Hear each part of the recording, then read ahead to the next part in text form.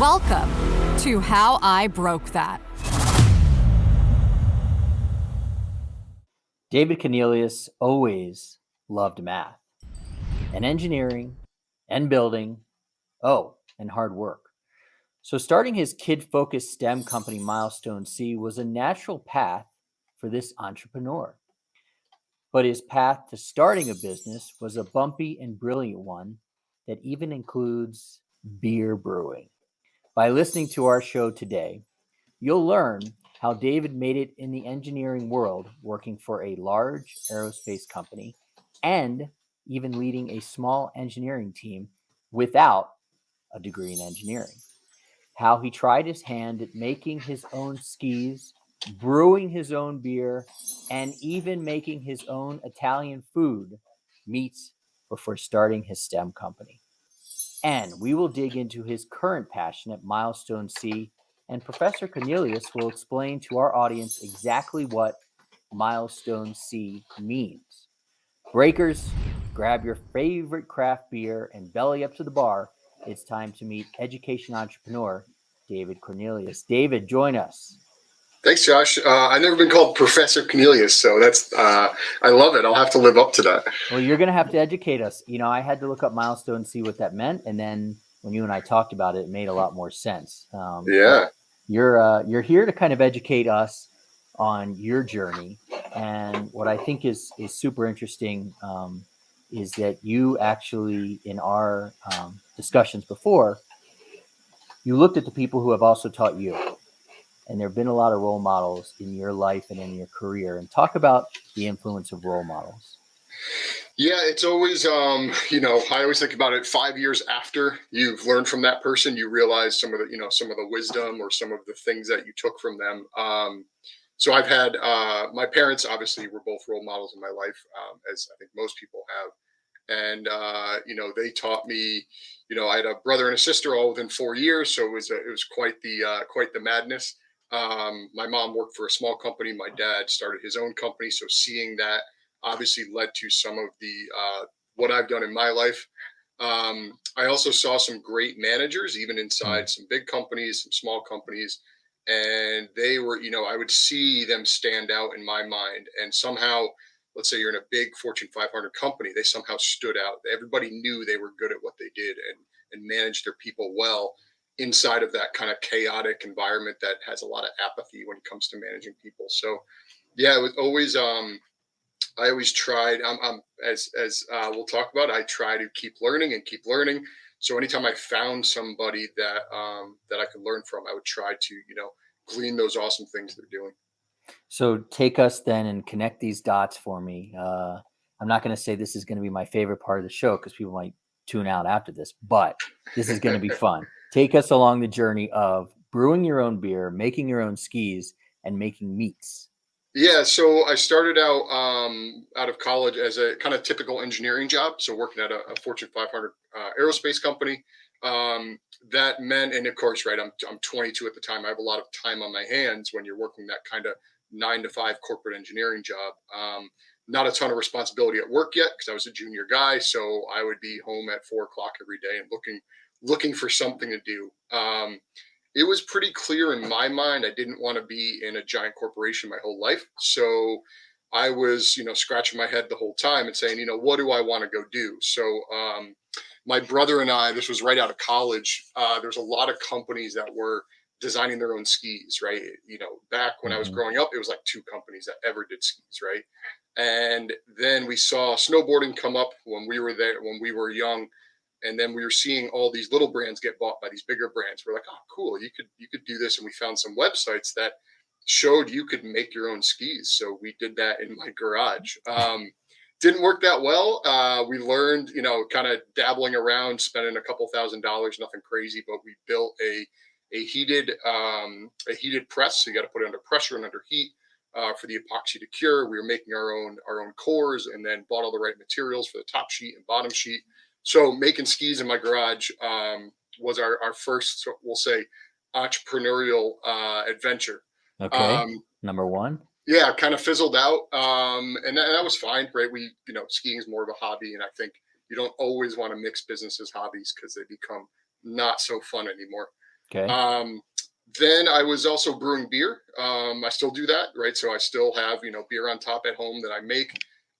This was the big beer wave, right? And I thought in like 2010, 2012 that the beer wave was maxing out, right? I was completely wrong. As we Hmm. all know, there's breweries everywhere now. Yeah. But I looked at it and I did a lot of research on it. I looked at the economics of it. So I looked at going from, hey, I'm a home brewer to I'm a small brewer to I'm a bigger brewer, and each step was really tough. The jump from home brewing to any bigger scale means all new equipment, stainless steel, regulations, licensing, and you can do it. But then to scale again, you need all new equipment, all Hmm. new everything. So, and you're really a janitor, not a brewer, was what I found out, right? You're because everything has to be so clean. So the brewing piece becomes all automated when you go to that scale. So yes, you're making awesome beer, but it's not what I was doing in my kitchen. I think very Gotcha. much like a chef in a restaurant versus you cooking at home, right? It's a different thing. Okay. What really backed me off that one was the economics. If you want to scale your brewery 1,000%, you need that much capital before you make that money back. Right. The margins are pretty good, but the amount of capital you needed up front was pretty brutal when I looked at the economics of it. Okay. That's number two. That's number two. And then something I had done with my family, and I kind of saw a trend coming of everybody loves their cured meats and cheese boards, and the amount that they'll pay for that. Where I always got it for free, all the meats, because we would make it with my family every year. So we're talking your capicola, your kind of dried sausage, and your big prosciutto leg as well. So we'd make it every January, and then I would have it for free all year. And anytime I go buy the stuff, it would be like, man, that's really expensive. Like I know Right. what it takes to make this. It's not that bad. And I came to found out it's partially because of all the regulations. When you make anything that's ready to eat, they're all rightfully so. The inspectors are all over you. Hmm. I even went as far as looked at the economics of it, did whole business plans, things like that. I talked to a local sausage producer, so not ready to eat, but very closely related to a sausage you cook. I Right. talked to one in New Haven, Connecticut, and just ask him a lot of questions. And I said, hey, would you let me like rent your facility on the weekends? You're not using it. I could use your facility.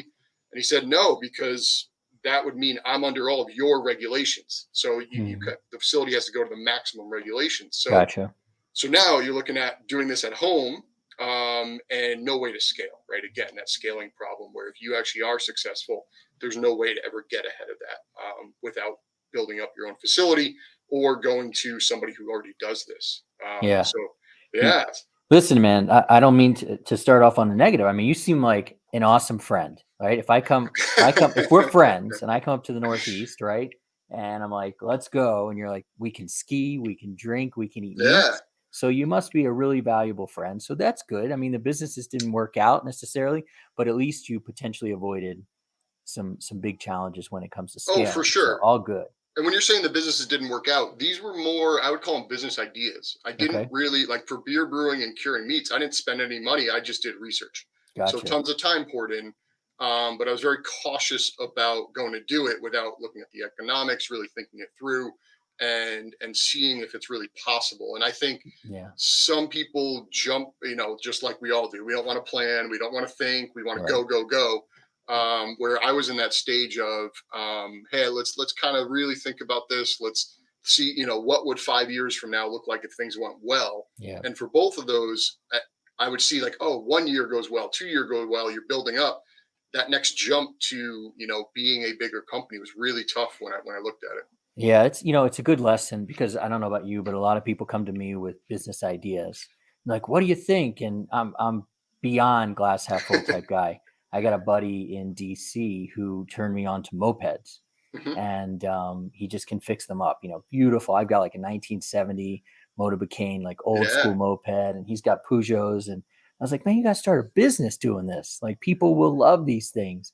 But we really never talked through the scalability part. So I'll be back in DC next week for Thanksgiving. So maybe I'll revisit that conversation with Joey. But I know Yeah. people come to me and ask those questions. But it wasn't all kind of thoughts and startups. You obviously had your corporate engineering job Hmm. Talk a little about that. I think, that'll help us circle back to, role models and what you've learned from them, and people can learn from them. So in the the big company world, I learned a ton from it. I learned how hard it is to make complex products. If you want to make, whether it's hardware or electronics or something really complex or even software, it's hard. You need a lot of people doing a lot of things. So getting that kind of learning at that big corporation.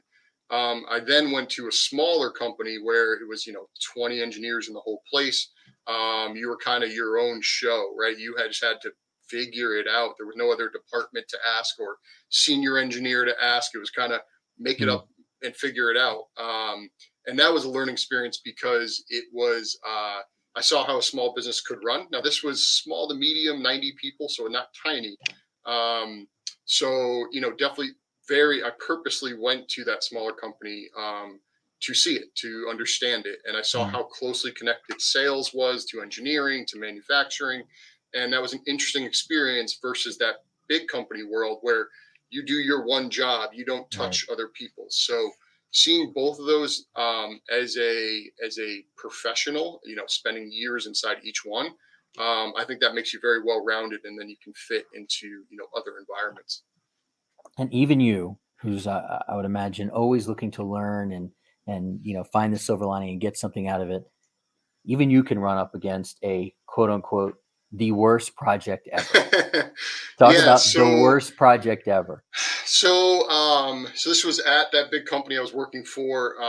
They bought another company and inherited some projects, and this one in particular wasn't their core area. It was just kind of a side project, tangential. So even if it went well, the company didn't care about it, right? However, it was with a big customer, so they had to keep that big customer happy. It was kind of a prototype project, so there's no plan to go into production. It was just throwing money just to keep that customer Mm, happy because they were working on another big, we'll say 20-year effort with them. wow. So I go from a kind of quasi lead design engineer in electrical design to a air vehicle lead. So you're kind of in charge of the whole design. So as a junior air vehicle lead, and I get handed this project. I'm like, oh, I was thinking I would just get, one of the projects I already worked on, I would just become the lead of. It's something I know, something I'm familiar with. So I get handed this project. I get sent to a different state for the summer. Mm, She was my girlfriend then, my now wife, is like, what, are you coming home? Every week it would be, oh, you're going to go from Monday to Thursday, fly home Friday. Thursday morning, they'd ask you to stay another week. Thursday morning, mm, they'd ask you to stay another week. So kind of relentless, where I ended up being, it was supposed to be like 1 week on, 3 weeks off. It was kind of the opposite, 3 weeks on, 1 week off. wow. They flew her down there at one point because they didn't want me to go home. And they were doing this with like 30 or 40 of us, just rotating us down there. And it wasn't getting better, right? So, and this was already something I was already looking around at leaving because I wanted to look at that small business world. And this kind of just pushed me out the door. So the frustrating part, like why I called it the terrible project, is not only was it emotionally bad, right, where I'm a plane ride away, I'm not home for the summer, all my plans kind of got squished down. Where I have Mm, some personal things planned. I wasn't working out, wasn't eating well, right? I'm on the road for all those months, so all that personal side, and then I'm not learning anything useful on the work side. So mm, it was an inherited project that was terribly done. I guess seeing a terrible project is a good thing, I guess. right. Yeah. No, I think we're getting a silver lining out of it. But it was so terrible that it wasn't even like you could glean, lessons learned from it. It was just like, don't do that again, right? Yeah. Don't do something that messy. So it was interesting to live through. It was short, 3-4 months kind of thing. But it really cemented the fact that it's like, man, I want to kind of pick my own destiny, right? If I mess up and I'm on one of those bad projects and it's my fault, all right, I got to live with my mistakes. But to have a manager and just kind of be picked out of the choices of people and get given that project, it's like, man, eh, Yeah. that's not fun. So if you had potentially learned more, the 60 hours, 68-hour work week and the 20 pounds might have been a little more worth it. Yeah, so I think you can work really hard. Exactly. If you're working really hard and you're learning a lot, and I've had right with Milestone C now, I work a lot of hours, but I keep it in check. I keep it balanced. Right, I'm in for the long term. I'm learning a ton. I'm doing meaningful work. It's all Yeah. worth it. When it's not meaningful, you know it's a failure of a project, and they're just kind of limping it along, and everybody knows that, even the customer. It's just like, why are we doing this? But this the big company mentality is, yep, just keep going. Right. So that's the I think the downside is when everyone knows it's a failure, everyone's just waiting for somebody to somebody higher up to just say, yep, we can stop. That's when it's like, man, why are we doing this? Can we just Right. be sane about this? Right. Well, so let's move into Milestone C. And Sure. before we kind of start that part of the journey, talk about the name. I have been using your name with some of my clients who we do branding with because I think Milestone C is a perfect mix of a really cool name that makes you wonder and potentially even makes you Google it as to what Milestone C is. So people don't have to Google. Can you explain what Milestone C is in your world? Sure. So in big government contracting, and this is any big government effort, you have milestone A, B, and C. A is, hey, we have a good idea, and maybe it's leaving kind of the laboratory idea. B is we figured out the tech, we can kind of bring it into real world. And then C is that one that all the companies want to get to, and that's when production happens. That's when I'm leaving engineering and I'm entering production. It's sort of it's the day when the government says, I want 1,000 of those, I want 1,000,000 Mm, of those. So that's the goal. You're not going to be canceled in design world and then never built the product. So the reason we picked that name, I was on a program that was trying to get to Milestone C at the time, so that's why it was fresh in my mind. And when we created it, we thought it was symbolic that when the students take our programs to learn what we have to offer them, then they're ready for the real world. They're ready for that production world. mm. So that was our sort of symbolic way of saying what we're doing, we believe in, we believe is important for these students, and then they'll be ready for their futures. Okay, so now we get the name, which is super cool, and we'll kind of continue to be a case study. But talk about the transformation that you offer to students and really what the business is. Yeah, so our big philosophy is, we want students to become tech savvy, have have some real world career connected skills in their middle and high school, and we need to engage them. So we try to bring new age technology, so cool stuff, into the classroom. That's real world. That is what those folks out in industries are using, while mixing in those career connected skills. So tech skills plus career connected skills means you're ready for the world. Now, I'm saying all these terms. What I really mean is on the job training, internship style training. And all of us can think back to our first job, and it was eye opening for a lot of us, where no one told me what to do all day, versus in school, you're mostly told what to do all day. So we try to really change the classroom much more into a real world environment, much more like an internship with that technology and career connectedness. And so, are you doing this during the school day, camps, after school? When are you working with the kids? It's a good question. So we started out, right. I had a full time job. So I started out doing after school and summer camps. That was sort of our first step into this. And then what we realized is we wanted to reach more students than we could ever teach ourselves. So we switched to a train the trainer model with teachers. So we teach the teachers, they teach their students. We provide them with the curriculum they need, the equipment, and then one of the most important things we've realized in the last couple of years is that support piece, that coaching piece for those teachers. Most teachers have a coach up above them in their school or district. The problem is those coaches don't know the subjects we're teaching them. So we act as that coach, and we Mhm. try to help schools, help teachers understand, and then bring this learning to their students. Well, let's go a little bit off topic, but not Sure. too far off. Talk about the state of teachers today, and what are you seeing from your role in terms of trying to support teachers? So in for the subjects we focus on, and that's robotics, software, drones, AI. We're looking at AR and VR, green tech. So all these new technologies. Now, the fact they're new means the engineers are making them up right now, and most of the engineers didn't go to school for this. So So when we say, hey, teachers, you have to teach this, it's a new technology that the engineers are just making up, but you got to teach it.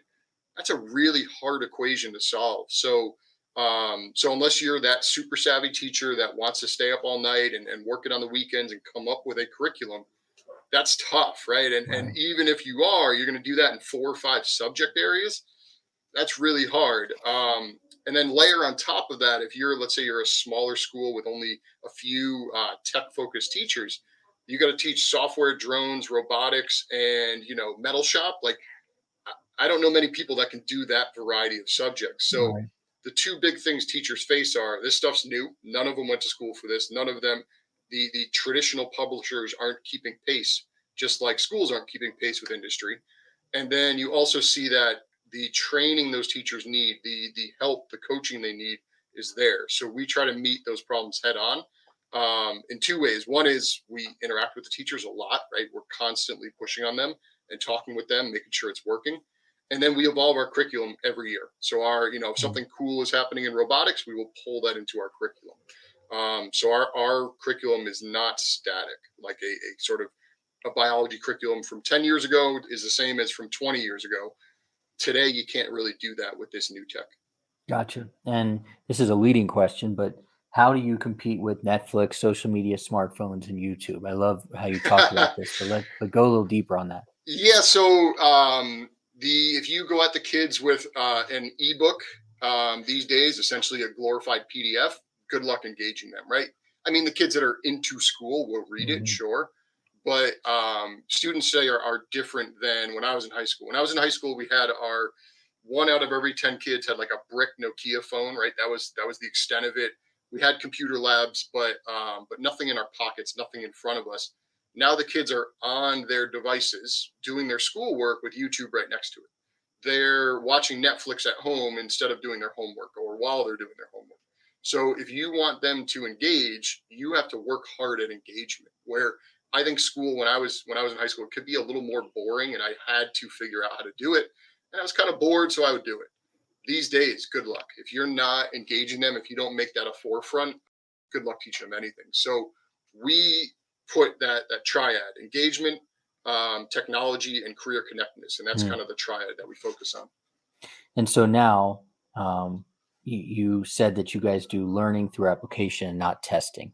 And I would imagine that helps you compete because you are doing, not testing, right?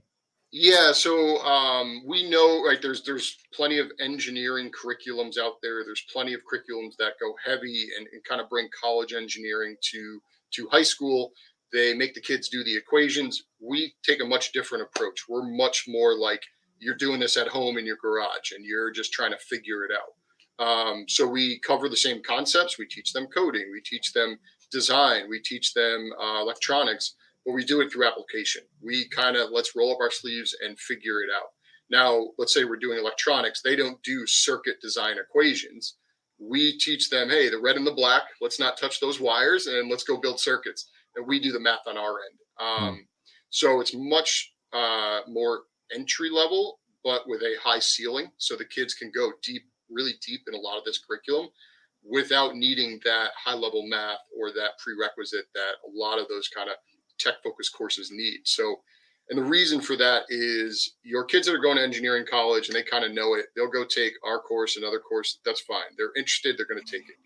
But your everyday student, you're very much like me. I was a B student because I would sleep through some classes and I would pay attention in some.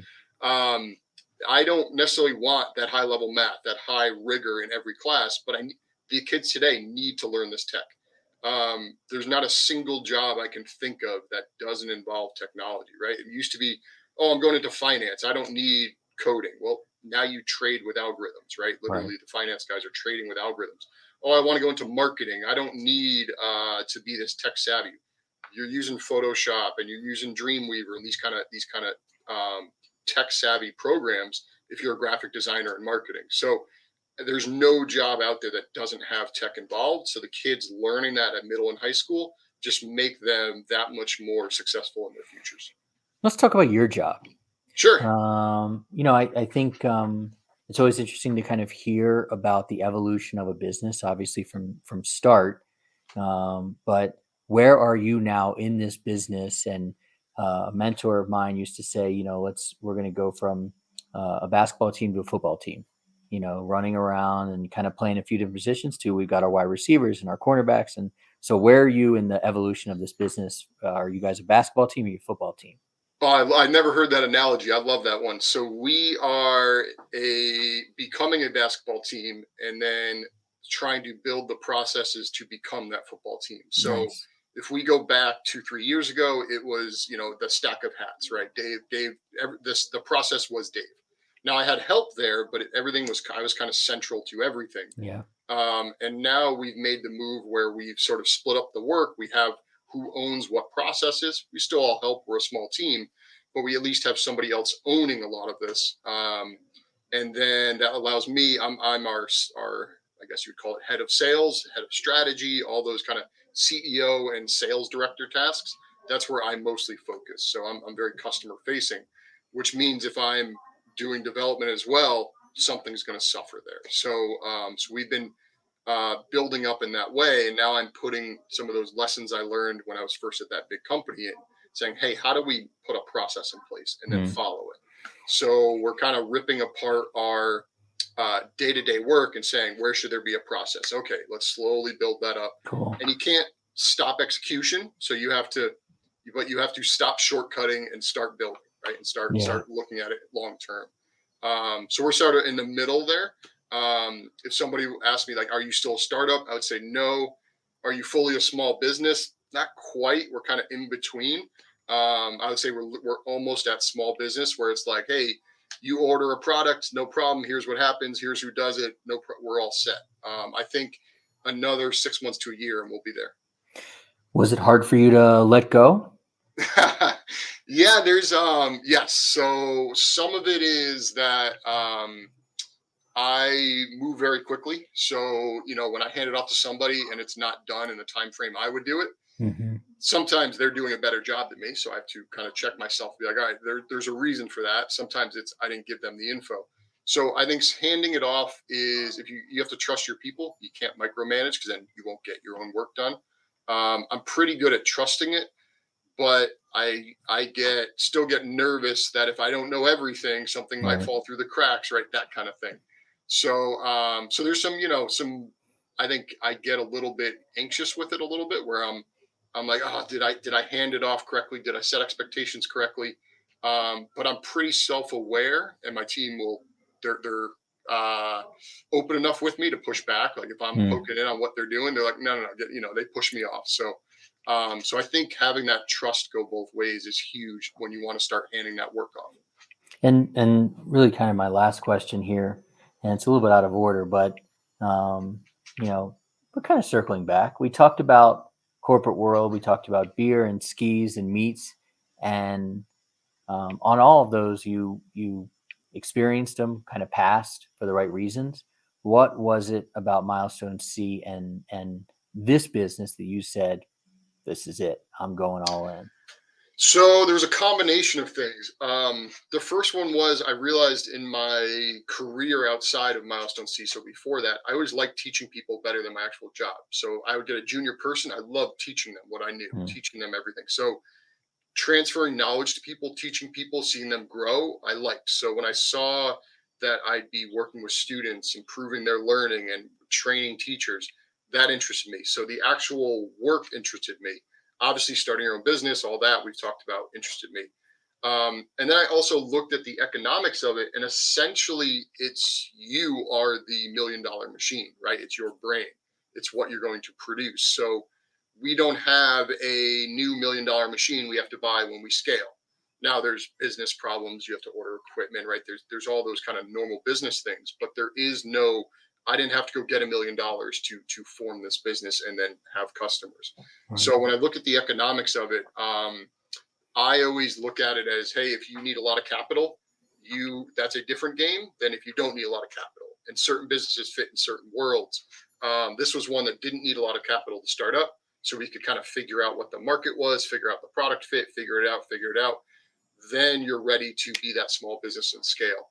On when companies create themselves and raise $1 million, whatever, I see a lot of people doing that. I always cringe a little bit because I go, do you really know your market? Do you really know your product? Now, if they're from that world, great. Right. Then they're kind of raising that money on their resume.